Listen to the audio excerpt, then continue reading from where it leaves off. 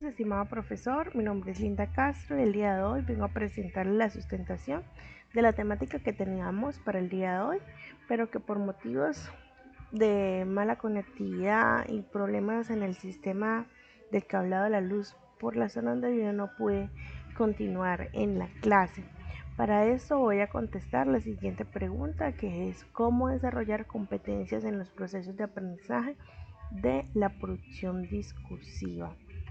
Bueno, para ello comenzaré dando una aportación acerca de cómo un profesional que es dotado en lo que viene, en lo que corresponde a la cultura general, le puede permitir entender el mundo y poder predicar sobre él con una claridad que es meridiana para que sea capaz de desempeñarse eficazmente en cualquier medio y que esté también preparado para interactuar con todos los sectores de la población sin dañar o perjudicar a otros, lo cual para ello requiere un desarrollo de la competencia discursiva.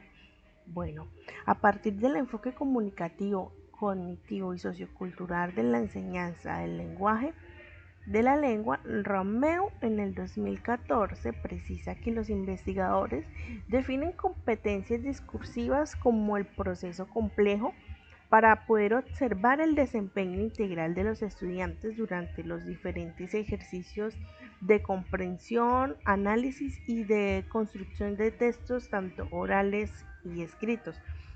Estos pueden ser de diversas tipologías para poder establecer relaciones con el entorno y poder tener en cuenta lo que es referente al contexto en lo que se escribe en el receptor, así como la intención y la finalidad con la que se puede perseguir lo que es lo que ya ha sido hablado o expresado. Esto encierra en sí dominios culturales, históricos, geográficos, sociológicos, lingüísticos y pragmáticos, pero también lo que son las actitudes, valores, habilidades y herramientas, así también como el compromiso del acto comunicativo. Este también exige lo que es el autocontrol y una correcta interrelación con el entorno. Este proceso tiene varios actores que hay que tener muy en cuenta, como lo es los estudiantes, profesores, tutores, agentes socializadores, entre otros. Estos últimos mencionados acompañan a que dinamicen y dirijan la organización de todo proceso discursivo. Bueno, lo que es el proceso formativo del discurso de esta competencia debe enseñar el tratamiento aislado y desconectado del contexto a lo que es la ortografía y la gramática, así como la copia y repetición sin análisis algunos de los diferentes textos que pueden aparecer en internet o que se realizan manualmente, porque por lo que es la parte de nosotros como docentes debemos fijarnos en los objetivos que son relacionados con la motivación de los estudiantes para poder comprender también su idioma o su lenguaje materno, para emplearlo en diversas situaciones y con diferentes intenciones comunicativas. Dentro de lo que es la competencia discursiva, también está considerada entre unas subcompetencias de la comunicativa que involucra la lingüística, la pragmática, la paralingüística, la kinestésica, la semántica y la sociolingüística. Bueno, lo que es la competencia discursiva, guarda una relación con el contexto en el que se habla o se escribe, con el referente, la intención, la finalidad, el receptor a quien va dirigido el discurso, además con la organización de ideas y con el tipo de texto y las normas del uso del lenguaje en los diferentes estratos sociales también. Bueno, un dato muy importante es que en la escuela el 90% de las actividades comunicativas para los niños de 5 años en adelante se centran en el aprendizaje y la práctica de la lectura y la escritura. Además, la sociedad también se ha encargado de recordarle que a la escuela le compete enseñar a la escuela le compete enseñar a leer y a escribir, lo cual indica que no se reconoce la necesidad de desarrollar el uso, la función y la comprensión de la lengua oral en los contextos escolares y no escolares, como tampoco su papel del desarrollo individual, escolar, social y cultural de los ciudadanos. En esta etapa escolar, eh, no obstante, existe un clamor general por superar las dificultades de lo inadecuado y la falta de fluidez en los usos orales de los estudiantes, así como el uso de la expresión verbal en función de discriminar o excluir. Bueno, en, en esta competencia existen tres procesos. El proceso de composición, que trata sobre las estrategias que se utilizan durante la escritura. Lo que es el texto escrito, que es evaluado desde tres puntos de vista. Su coherencia, es decir, su adecuación a la situación comunicativa en la que se presenta, imprescindible para la correcta comprensión del mismo. Su eficacia también, es decir, la consecución del propósito comunicativo, y por último la corrección gramatical. El uso apropiado de los enlaces, así pues los diferentes aspectos que he mencionado, deduce una primera conclusión, y es que el hecho de que en el aula ¿cómo decirlo? Que en el aula sea español, no podemos hablar tan solo de escribir, sino que debemos plantear a nuestros alumnos qué escribir, a quién escribir, cómo y para qué hacerlo.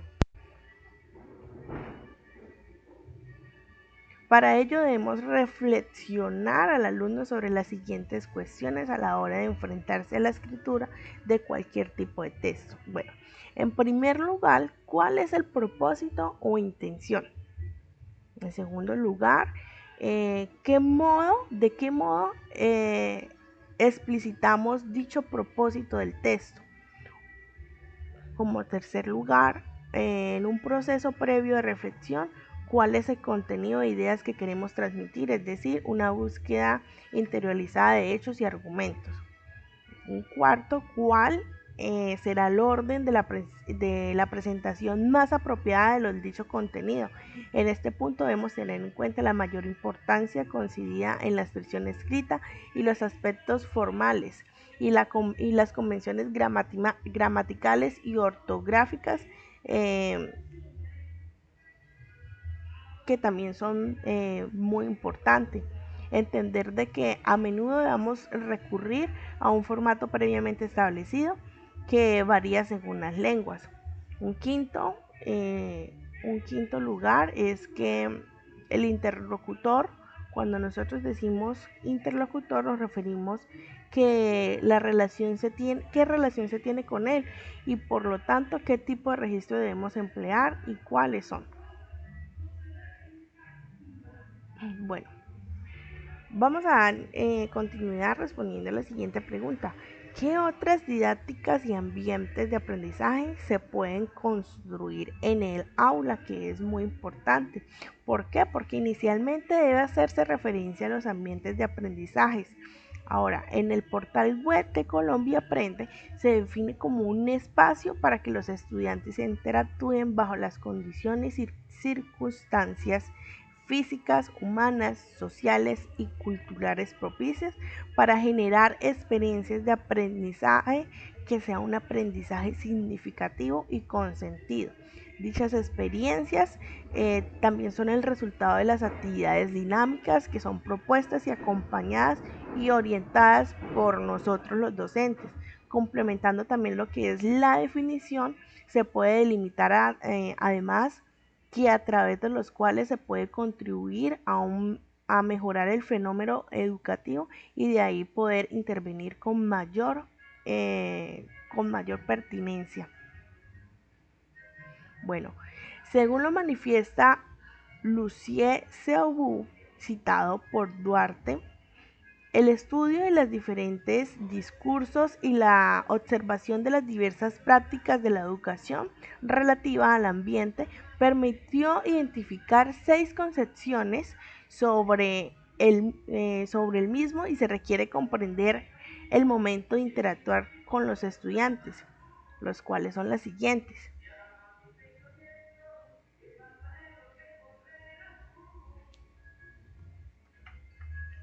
El ambiente como problema, el ambiente como naturaleza para apreciar y respetar y preservar, el ambiente como biosfera para vivir juntos por mucho tiempo, y el ambiente como biosfera para vivir juntos con mucho tiempo. Perdón, profe, esta la repetí. Bueno, existen también unos factores que influyen en los ambientes de aprendizaje. En el ambiente como tal como se expone en los puntos anteriores mencionados, la comunicación provee también el punto de partida para la creación de ambientes pacíficos. Sin embargo, se debe tener en cuenta que el proceso de aprendizaje incluye aspectos sobre este tema.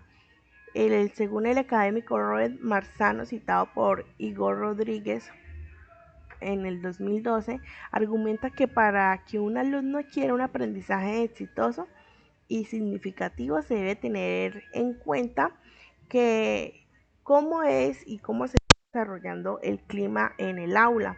Es decir, qué influye en los factores efectivos, como por ejemplo ser aceptado por sus compañeros, además los espacios, los diferentes ambientes, como también la infraestructura, permiten sentirse cómodo en la planta física, y esto también ayuda a planear correctamente el proceso de las mismas y los escenarios de aprendizaje, sin olvidar que hoy podemos hacer uso de los escenarios áulicos reales, espacios abiertos generados en nuevos ambientes de aprendizaje.